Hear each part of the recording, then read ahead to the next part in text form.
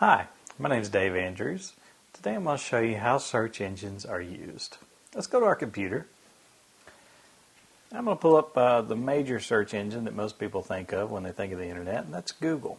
I'll click on the Start button, and then we'll click on Internet Explorer.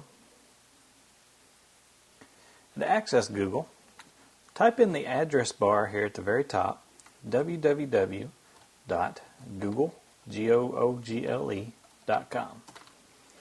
This pulls up the Google search engine, and I can type some kind of question or something I'm searching for, such as cars, into this little box right here, and then click on Google Search.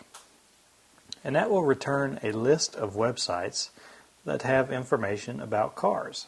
As you can see, there's all these links. Some of them have some pictures that I can click on.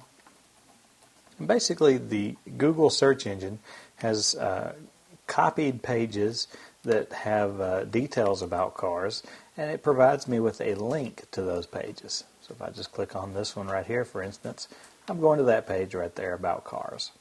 So let's go back, and let's say I want to search for computer science. This is a little more advanced type of query that we want to do. Let's say we only want to search college websites for this one.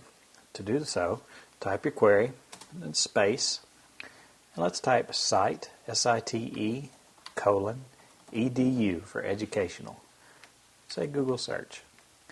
Now this is returning only pages from .edu sites, such as Stanford.edu, that have to do with computer science. This way you can kind of take your search terms and control what sites it's actually searching, and also the type of search type of websites that it's searching, all in one fell swoop with just a single search query. My name is Dave Andrews, and I've just showed you a little bit about how search engines work.